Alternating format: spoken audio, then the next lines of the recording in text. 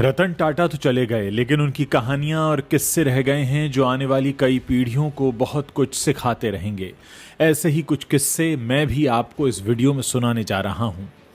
भारत के दिग्गज उद्योगपति रतन टाटा का पूरा नाम रतन नवल टाटा था। उनका जन्म 28 दिसंबर 1937 के दिन मुंबई शहर में हुआ था। रतन टाटा नवल टाटा और सूनी कॉमिसारेट के बेटे थे। जब रतन टाटा 10 साल के थे तभी वो अलग हो गए थे।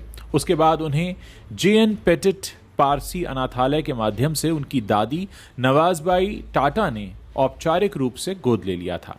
रतन टाटा का पालन पोषण उनके सौतेले भाई नोएल टाटा, जो कि उनके पिता नवल टाटा और सिमोन टाटा के बेटे थे, उनके साथ हुआ। रतन टाटा की जवानी के उनके एक दोस्त याद करते हैं कि टाटा समूह के अपने शुरुआती दिनों में रतन को अपना सरनेम एक बोझ जैसा लगता था। अमेरिका में पढ़ाई के दौरान जरूर वो बेफिक्र रहा करते थे, क्योंकि उनके सहपाठियों को उनकी फैमिली बैकग्राउंड के बारे में पता ही नहीं था। रतन टाटा ने कूमी कपूर को दिए एक इंटरव्यू में स्वीकार किया था कि उन दिनों विदेश में पढ़ने के लिए रिजर्व बैंक बहुत कम विदेशी मुद्रा इस्तेमाल करने की अनुमति देता था। मेरे पिता कानून तोड़ने के हक में नहीं थे, इसीलिए वो मेरे लिए ब्लैक में डॉलर नहीं खरीदते थे।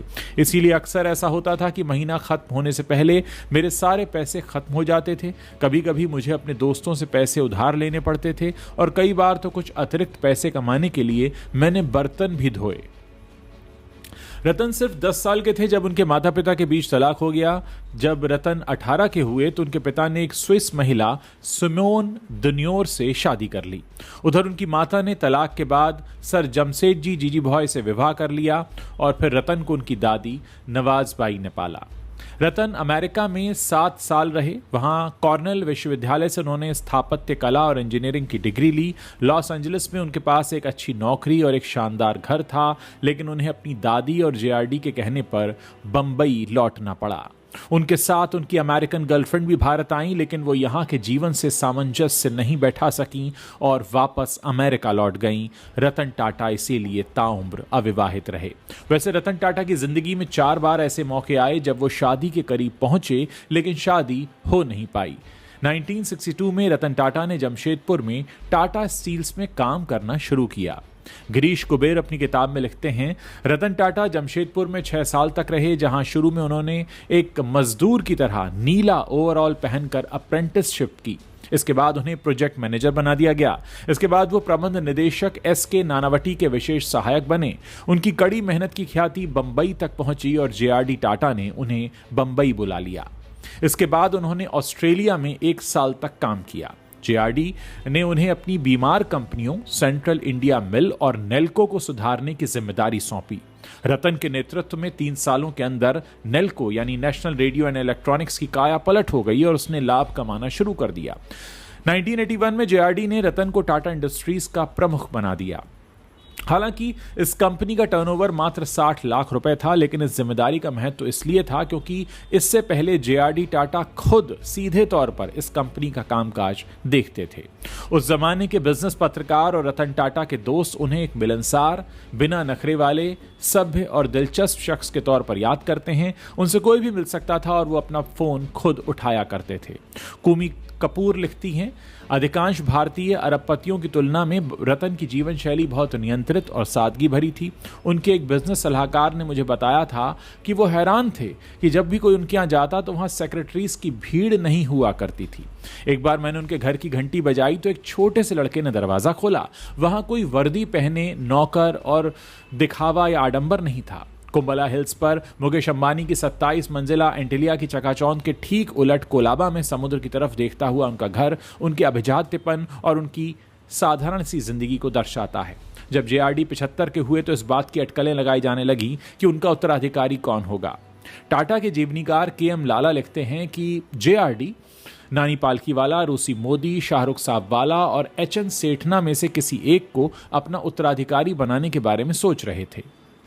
खुद रतन टाटा का मानना था कि इस पद के 2 प्रमुख दावेदार थे, एक पालखीवाला और दूसरे रूसी मोदी।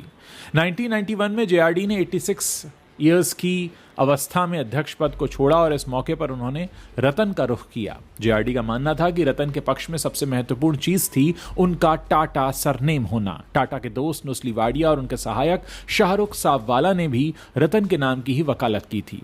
शुरुआत में रतन टाटा की व्यावसायिक समझ पर कई लोगों ने सवाल उठाए, लेकिन सन 2000 में उन्होंने अपने से 2 गुने बड़े ब्रिटिश टेटली समूह का अधिग्रहण करके सबको हैरान कर दिया। आज टाटा की ग्लोबल बेवरेजेस दुनिया की दूसरी सबसे बड़ी चाय कंपनी है। इसके बाद उन्होंने यूरोप की दूसरी सबसे बड़ी इस्पात निर्माता कंपनी कोरस को खरीद लिया। आलोचकों ने इस सौदे की समझदारी पर कई सवाल उठाए, लेकिन टाटा समूह ने इस कंपनी को लेकर एक तरह से अपनी क्षमता का प्रमाण पत्र दिया। सन 2009 में दिल्ली ऑटो एक्सपो में उन्होंने पीपल्स कार नैनो का अनावरण किया, जो 1 लाख रुपए की कीमत में उपलब्ध थी। नैनो से पहले 1998 में टाटा मोटर्स ने इंडिका कार बाजार में उतारी थी, जो भारत में डिजाइन की गई पहली कार थी।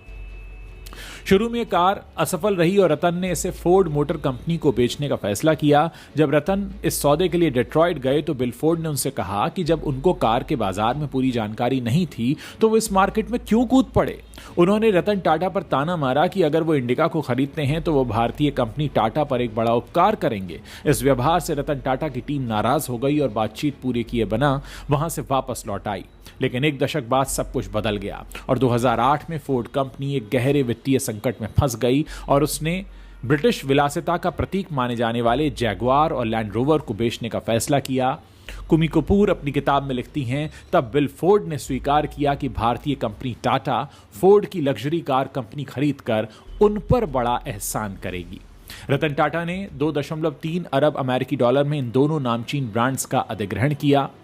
मैं आपको बता दूं कि नीरा राडिया, तनिष्क और साइरस मिस्त्री के वक्त भी बहुत सारे विवाद रतन टाटा के साथ जुड़ गए। सन 2010 में रतन टाटा एक बड़े विवाद में फंसे जब लॉबिस्ट नीरा राडिया के साथ उनकी टेलीफोन बातचीत लीक हो गई। अक्टूबर 2020 में टाटा समूह के अपने ज्वेलरी ब्रांड तनिष्क द्वारा एक विज्ञापन को जल्दबाजी में वापस लिए जाने से भी रतन टाटा की काफी किरकिरी हुई थी। इस विज्ञापन में सभी धर्मों को बराबर मानने वाले एक समन्वित भारत का चित्रण किया गया था, लेकिन इस विज्ञापन को राइट विंग ट्रोलर्स का खूब सामना करना पड़ा। आखिरकार तनिष्क को दबाव के चलते वो विज्ञापन वापस लेना पड़ा। कुछ लोगों का मानना था कि अगर जेआरडी जीवित होते तो वो इस तरह के दबाव में नहीं आते। रतन उस समय भी सवालों के घेरे में आए जब उन्होंने 24 अक्टूबर 2016 के दिन टाटा समूह के अध्यक्ष रहे साइरस मिस्त्री को सिर्फ 1 घंटे से भी कम समय के नोटिस पर बर्खास्त कर दिया। लेकिन इस सब के बावजूद रतन टाटा की गिनती हमेशा भारत के सबसे भरोसेमंद उद्योगपतियों में होती रही। जब भारत में कोविड महामारी फैली तो रतन टाटा ने तत्काल 500 करोड़ रुपए टाटा न्यास से और 1000 करोड़ रुपए टाटा कंपनियों के माध्यम से महामारी और लॉकडाउन के आर्थिक परिणामों से निपटने के लिए सरकार को दे दिए। खुद को गंभीर जोखिम में डालने वाले डॉक्टर्स और स्वास्थ्य कर्मियों के रहने के लिए उन्होंने अपने लग्जरी होटल्स के दरवाजे खोल दिए।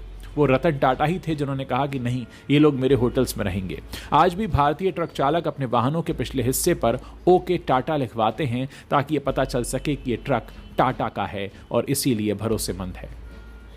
टाटा के पास एक विशाल काय ग्लोबल फुटप्रिंट भी है। वो जैगुआर और लैंड रोवर का निर्माण करते हैं। टाटा कंसल्टेंसी सर्विसेज दुनिया की नामी सॉफ्टवेयर कंपनीज में से एक है और इन सब को बनाने में रतन टाटा की भूमिका को हमेशा याद रखा जाएगा। रतन टाटा कुत्तों के प्रति अपने प्रेम के लिए भी माने जाते हैं और हर कोई जानता है कि उनके होटल्स में, टाटा ग्रुप के, ताज ग्रुप के होटल्स में अगर कोई सड़क पर रहने वाला कुत्ता आकर शरण लेता है तो सबको हिदायत है कि उसे बिल्कुल उसी तरह से वेलकम किया जाए जैसे कि किसी मेहमान को किया जाता है। रतन टाटा आज हमारे बीच से भले जा चुके हैं, लेकिन वो हमारी यादों में जिंदा हैं और उनके किए गए काम आने वाली कई नस्लों को, कई पीढ़ियों को हमेशा प्रेरणा देते रहेंगे कि शीर्ष पर होकर भी कैसे सादगी से जीवन जिया जाता है। और दोस्तों, हमारे देश में हाल ही में एक शादी हुई थी एक इंडस्ट्रियलिस्ट के घर में। उसने जितना दिखावा किया उसको देखकर बार बार लोग यही कह रहे थे कि एक तो रतन टाटा हैं और एक ये महाशय हैं जिनके पास नया पैसा आया है, जिन्होंने इतना दिखावा किया, और एक रतन टाटा थे जो अपने जीते जी किंवदंती बन गए। दोस्तों, मुझे सौभाग्य मिला रतन टाटा जी से मिलने का और मैं आपको यकीन दिला सकता हूं कि वो बेहद सादगी से मिला करते थे।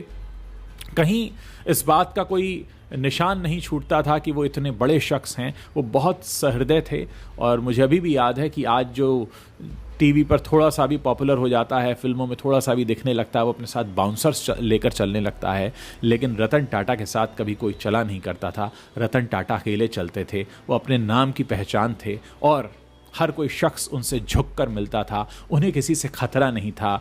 उनको अपने देश में सीना तान कर चलने की आदत थी। उन्हें अपनी सुरक्षा के लिए बाउंसर्स नहीं रखने पड़े। दोस्तों, ये बहुत सारे लोगों के लिए सीखने जैसी बात है कि रतन टाटा जैसा आदमी कभी इस दुनिया में, इस ज़मीन पर कभी चला था, जिसने आने वाली हज़ारों पीढ़ियों के लिए न जाने कितनी सीख छोड़ दी। अगर हम उनमें से कुछ को अपना लें तो शायद हम अपने आसपास की ज़िंदगी को बहुत बेहतर बना सकते हैं, बहुत बदल सकते हैं। शत शत नमन रतन टाटा जी।